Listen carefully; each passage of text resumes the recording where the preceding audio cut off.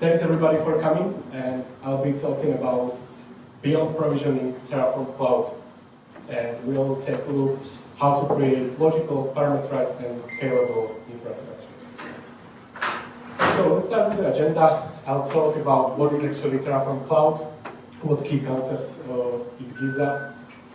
I'll talk about projects and workspaces, what it means, how we can use it. Then about managing the workspaces, how we can design scale projects and whole infrastructure if they are like multi-regions, multi-accounts, and stuff like that. Also, we'll talk about variables in Terraform Cloud, how they are used, how they are inserted, what we are doing at CloudTalk. And in the end, we take a deep dive how the parameter configuration gives us and how we can benefit from that. So what is Terraform Cloud? Maybe just a few sentences what actually Terraform is. It is a tool which is cloud agnostic. We can specify resources to build infrastructure in code. So we can version it, we can check drift detections and stuff like that. So it is easier for us to write, to version, to scale, etc. Terraform Cloud is like some steroids to it. So let's go into that. It is a cloud-based service, which means we don't need to build any pipelines, we don't need to actually take care of state or encrypt it or anything like that. It provides us with the runners, which are running either in Terraform Cloud, or we can run it in our infrastructure if using the proper plan. It enables collaboration, so we can set up airbag rules. For example, if we have a development environment and we want to provide our developers the access to plan or to see the plan and to apply their changes. It provides us with version control system, so we can point specific workspace. Let's imagine there's a bunch of resources together, and we can point it to a specific repository, which means from the repository the configuration will apply. And the key concepts here are the projects and workspace. So project is a logical isolation of workspaces. So let's imagine it like an environment, for example. So we would have development environment and many regions inside it. And workspace is a logical isolation of resources. So if we would have, for example, layer structure, as we have, you would have network layer, data layer, infra layer, and you can chain it up together. So your changes will be faster applied, and also you can better visualize how your infrastructure looks. So as I said, it depends how you design it, if it makes sense to you. Either it's region, layer, combined. The important thing is that you can share state, which means if you have this chain or layer design, you can share, for example, VPC ID or I don't know, cluster ID or anything like that to other workspace. So it can gather the outputs from the previous workspace. Also, workspace variables. You don't need to copy paste that. You can define it in isolated ports, in isolated space, in workspace, and it will be applied for that specific workspace. Also, Terraform Cloud provides us with variable sets, which we can either assign to projects or we can assign it to multiple workspaces. And we can imagine it, for example, the use case would be we use automation user in AWS, and we want to share the AWS access and secret keys. And for every project as environment, it is different. So we would specify the same environment name, but it would be different variable set applied to different projects, so different environment. And it also provides us with private module registry, so if you are a builder of modules, you can store it there and use it. So, what are projects? A little bit deep dive. So as I already said, it is a grouping of workspaces. So as we can see here on the picture here, we have a production project which consists of 4 workspaces. We can apply airbag rules to that project, and as it is production project, for example, some company users wouldn't have access to. We can, like that, logically segmentate the environments, as in our case, and also, as I already said, we can assign variables to the specific projects or workspaces. When it comes to workspaces, there is a resource isolation. So if we want to isolate, for example, clusters, databases to different logical spaces, that's workspaces. So they act as a building blocks, in our case layers. As I explained, they can share state if we make it to. And we can also use this privileged access to limit access to these resources, to apply the infrastructure, or if we have it automated, then it doesn't make sense. But and also we can isolate the variables for the specific workspace. So for example, if one workspace we have variable named the same name as in other workspace, they won't interfere. Let's go managing the workspaces. So, yeah, I'm going to explain this picture. So this is the management repository. In our design, we have a management and configuration repository. In management repository, we build the workspaces, we fill the variables to these workspaces, we actually call our DevOps module, which is down here. And in configuration repository, we have fully parameterized configuration for our infrastructure. So this is how it looks. From the repository, we have a structure file, which actually calls with module resource the folder. And these folders are, in our case, environments. So we have dev, stage, and production. Each of these folders have variables, workspaces, and multiple folders for many regions we have. It can be like EU Central 1, like European region, or United States region, or how many you actually want to need. And from that, the workspaces file will actually call our DevOps module, which will create these workspaces based on this structure. So we will tell this module, like, what is the structure here? So if we have dev, stage, prod, based on this, it will create a project in Terraform Cloud for us. And also, it will create the layers based on how we enable it. I will show you later. And also the regions, also how we enable it, and fill it with variables from these regional folders. So, I'm not quite sure if you will see it, but I'm going to try my best to explain the code. So this is how it looks in a dev folder, which is the project, which is our environment. And the variables file look like this. So we have a regions here defined in a map of objects, and every object is a specific region. Region, in our case here, in this example, is EU Central 1. And we can see here that we can enable it or disable it. Let's say we want to just quickly test how multi-region connectivity would look like, or how would it work. We can just enable it and then disable it and save some money. Also, we specify the layers.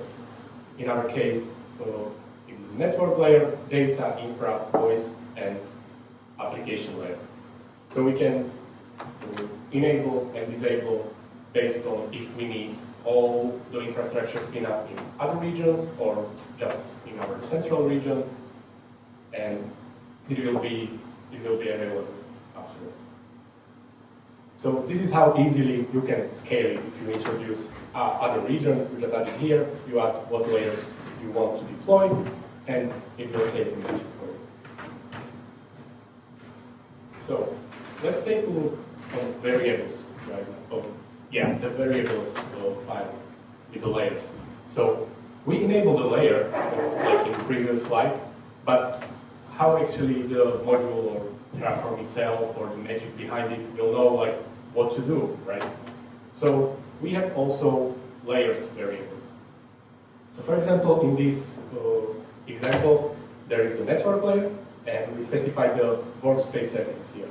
So we provide some description for our workspace, if it should auto-apply or not, if we allow it to share the remote state with other workspaces, what Terraform version it should use, so you can like upgrade it easily, you just change the number everywhere.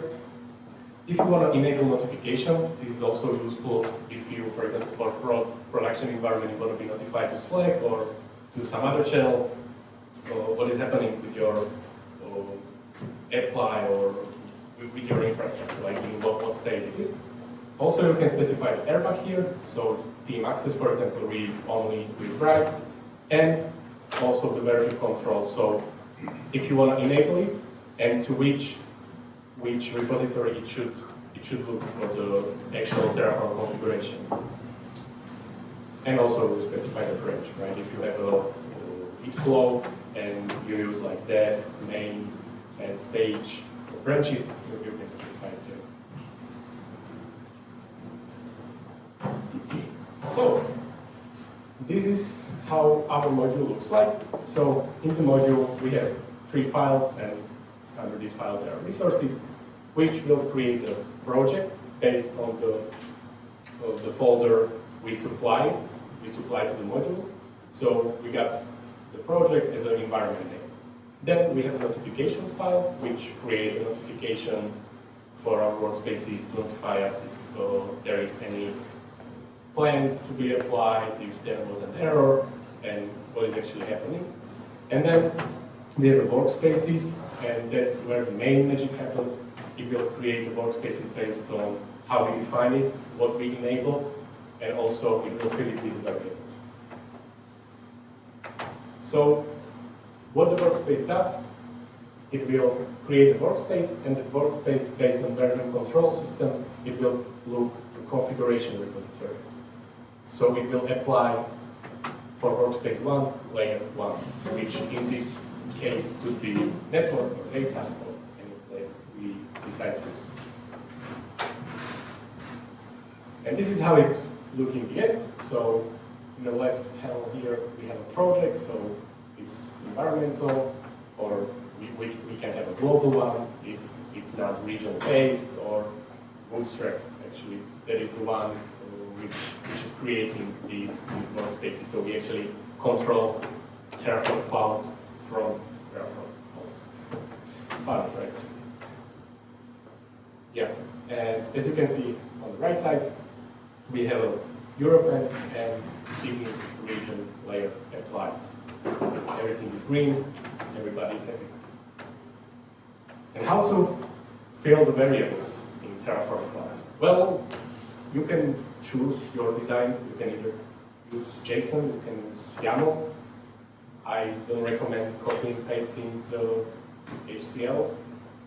So what we did, we wanted to simplify how the infrastructure is being built, and then also developer or anybody can actually come to YAML file and just fill some variables. If they want to enable, for example, new instance of Redis for their development project, they can just come there, fill a few lines, merge it, apply it, and it's done. So, in this case, the variable file is located in environment, which is the project, the region, which is this folder here, and every layer has its own variables. As I mentioned before, every workspace has its variables isolated. So, already mentioned, we decided to go with the YAML format for its simplicity, but in the actual Terraform Cloud, we are pushing it as a JSON. So it is easier to work with in actual Terraform configuration. If you have, for example, nested JSON of 100 of Redis instances, you can just by key pull yours in the loop and use the values from there. It provides us flexibility and reusability.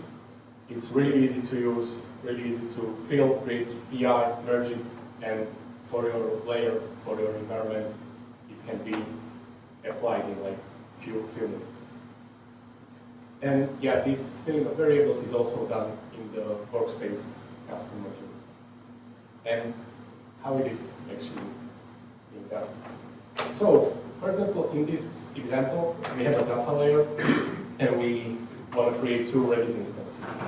So I will define the Redis key here, which tell Terraform which should tell us that we are managing Redis right now.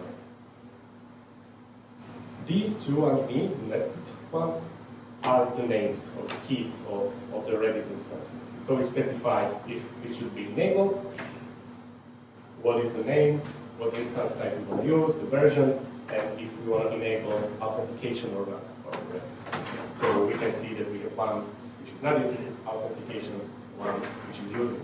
And the parameters configuration, which I'll talk later on, will take care of it. So, yeah, you already saw that every workspace, every layer workspace has its own variables. Yeah, so what do we do when we create a pull request and merge it? So, sorry.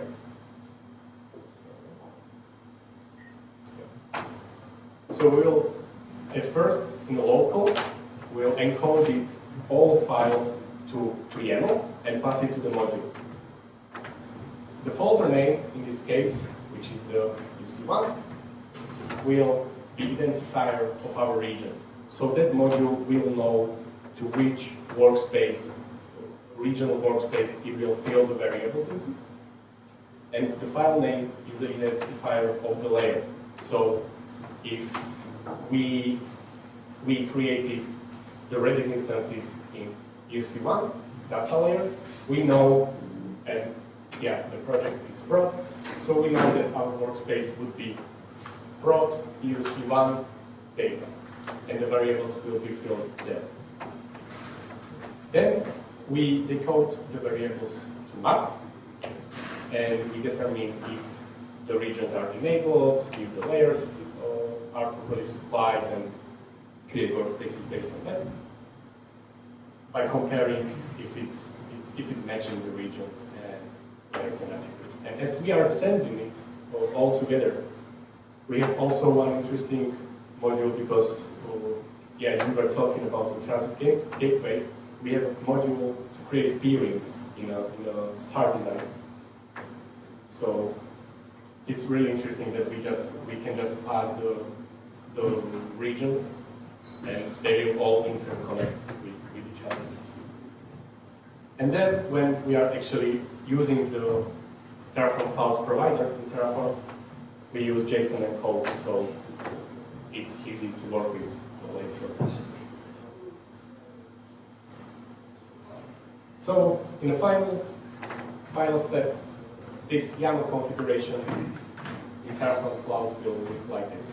So it is JSON, and you can easily work with it in Terraform.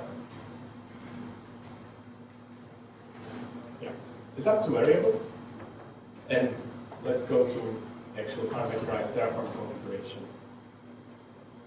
So I already mentioned that we are using layered design, and the reason why it made sense to us was to separate and scale the pieces or the resources, the infrastructure resources we need to one region, because we don't have infrastructure spin-up full infrastructure spin-up in all regions. So we decided to split it into logical pieces as network, data, ports, etc. So it can be regional or standalone. For example, if you want to just create something in European region, it's fine. It separates the resources logically, and we can better manage the complex infrastructure like this. We are not using any hard-coded values, so everything what we can, apart from default ones, with try function, we use just the variables we supply. It saves time on plan and apply for local changes, so if you change something just for the data layer and you want to apply it quickly and it doesn't affect any workspaces around, it saves time as applying a bunch of resources with just one configuration. It would take you maybe like an hour. If you work with Terraform, you probably know if you have all together, it takes time. And also the benefit of this, the layers can become version modules. So you can version it, and to each environment, you can call modules as your layers. And for example, on dev, you can iterate development, and on production, you can be on the stable version. Or you can use branches. And it is reusable. So you don't need to copy paste the configuration. You don't need to. Everything what you create is done in one repository with one configuration. So once you roll them all, this is how configuration repository looks like. We have some folders which define our configuration resources for the layers, and these workspaces are taking a look at these folders in this repository. So for example, on the left side, we have a network layer for Europe and for US. And they are both looking at the same folder, because it doesn't matter. Well, everything is parameterized, so you can be sure that you will create the layer in US region, and your resources will be located in US region because you will supply to that layer. Same goes for data, and for example, application and infra layer, we just need in European region, so it's like that. So this is an example how such parameterized configuration looks like. So structure is declared in variables, so no hard coding, apart from like keywords such as health check, or we are using the try function here to check if the value is supplied. If not, use the default one. Loops are your friends, so if you are doing a parameterized configuration, you should always use ones, but avoid set like loops. And the reason is, if you're using list or set loops, it will create indexes with like 0, 1, 2, 3, 4 for your multiple resources, which is not a problem until you delete one. And then all your resources after that number you delete will be recreated because the indexes need to be moved. So always try to define it as a map. In this case, you can look through map. So this is our index, which in the example I showed with the data, it would be the Redis that are the values. So we would pass the objects. But in this case, the application, but just so you can imagine it from the previous picture. And this one here specify your index here. So this AWS LB target group, example LB, would have a index base name based on this key we supply. So it would be example LB, and in brackets it would be Redis. And we also checking if the application is enabled here, and if everything is specified, if it's not null. Also, another thing here is we are checking for null, but remember if you have nested variables, so for example, you will have a target group that health check or something like that, you cannot check for that nullable value. If you have specified, Terraform will not tell you anything, but if you don't have it specified, you are also missing the target group, which is null, and you will get an error. So always try to use either can or try or LSL or something like that.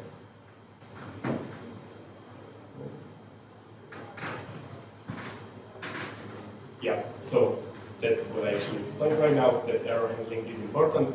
So always check if the values are not nullable, if they can be used, if they have correct format, and stuff like that. And also we can notice here in the VPC ID, as this is this example is for application layer, but we are specifying the VPC ID for the load balancer target group, and we are supplying it with the data resource from Terraform Cloud output. So in network layer, we specify the output for our created VPC, and we can use it here as supply. So with this sharing, we can save a lot of hard coding or a lot of manually supplied inputs to this configuration. So let's imagine, or maybe recap. We have one environment, two enabled regions. First region requires all infrastructure layers, and second requires only data layer. And also the IAM role, as it is a global in AWS, it is not a regional service, needs to be specified in the second region. So the network layer here is created with VPCs and everything what you need for the network to function properly. It shares the output, let's say VPC ID, with the data layer created in Europe, with the application and infra layer as well. And then we create the other region, and we just want data layer, but we also need infrastructure for that, the network for that. Sorry. So we need to create a network layer as well. And the network layer will share its own VPC ID with this regional data layer. And also for the IAM role, we can share it from the European workspace. So we'll specify in outputs condition to check if the specified region is EU Central 1. If it is specified as EU Central 1, use the module .im role something. And if it's not, use outputs. So data.tfe outputs role, etc. So in this case, we can also share the IAM resources or anything what we created in the main region with the other regions. And yeah, as I mentioned, here it applies the order applied, so these layers are chained. As they are using resources from the previous layer, we can call from Terraform configuration apply for next workspace. So if network layer finishes, we can tell it to apply data, or we can tell it to apply data, infra, and application layer if they are not dependent on each other. If they are, you should go one by one. So let's recap what we talked about. So Terraform Cloud, it's for better collaboration. We can share states between workspaces. We can specify variables for workspace, either regional, standalone, whatever. And we can logically group it into projects. The workspace management enables us to create environmental and region-based infrastructure resources, and we can create it in minutes instead of hours or days. So let's say if we need to create a new environment, let's say UAT or something like that, we can just specify the variables for the layer to enable the layers, push it, and it's done in like tens of minutes, let's say. Also, how we can simplify the process of supplying and creating its own resources for developers or for anybody, actually, because it's really easy to read. So we can supply the variables in YAML, but you need a separate logic for that, which I described before, as we have it in our module, and the layers are separated, but they can share outputs, and they can share variable sets. And the parameterized configuration, once you rule them all, you don't need to copy-paste it. You can use it for every region, for every environment, and it will save you time with applying local changes. And that's it from me, and I'm looking forward to your questions.